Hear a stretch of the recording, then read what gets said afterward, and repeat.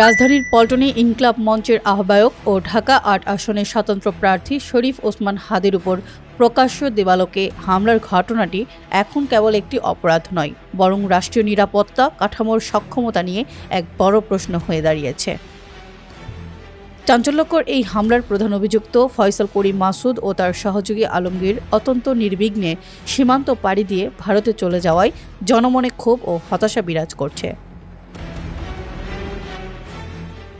অনুসন্ধানে জানা গেছে, ওসমান হাদিকে হত্যার ছক কষা হয়েছিল অন্তত ২ মাস আগে। ঘটনার দিন অর্থাৎ ১২ ডিসেম্বর জুমার নামাজের পর মিরপুর থেকে ভাড়া করা প্রাইভেট কারে করে হামলাকারীরা গাজীপুর হয়ে ময়মনসিংহের হালুয়াঘাটে পৌঁছায়। তদন্ত সংশ্লিষ্টরা বলছেন, শুক্রবার রাস্তা ফাঁকা থাকা সত্ত্বেও রাজধানীর প্রবেশদ্বারগুলোতে কোনো শক্তিশালী চেকপোস্ট বা ব্লড রেড না থাকায় সন্ত্রাসীরা অনায়াসেই শহর ছাড়তে সক্ষম হয়। এমনকি হালুয়াঘাটের ভুটিয়াপাড়া সীমান্ত দিয়ে মাত্র ৩০ মিনিটের ব্যবধানে তারা ভারতে প্রবেশ করে, যেখানে ওপারে তাদের রিসিভ করার জন্য লোক আগে থেকেই প্রস্তুত ছিল। অপরাধীরা সীমান্ত পার হয়ে সেলফি তুলে সামাজিক যোগাযোগ মাধ্যমে প্রকাশ করার বিষয়টি রাষ্ট্রের নিরাপত্তা ব্যবস্থার জন্য চরম অবমাননাকর বলে মনে করছেন বিশেষজ্ঞরা।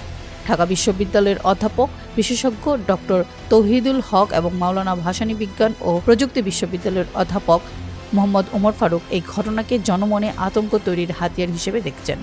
তাদের মতে, অপরাধীরা কি রাষ্ট্রীয় কাঠামোর চেয়েও বেশি শক্তিশালী? এমন প্রশ্ন ওঠা এখন স্বাভাবিক।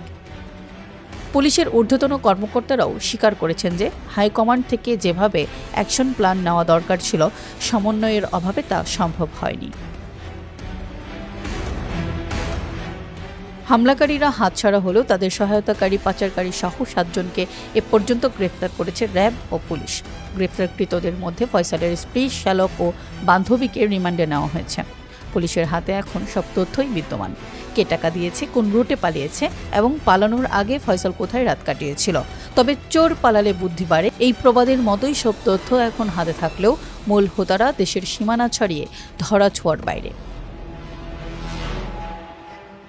নির্বাচনের প্রাক্কালে একজন প্রার্থীর উপর এমন হামলা এবং হামলাকারীদের পলায়ন সাধারণ ভোটারদের মধ্যে আস্থার সংকট তৈরি করেছে।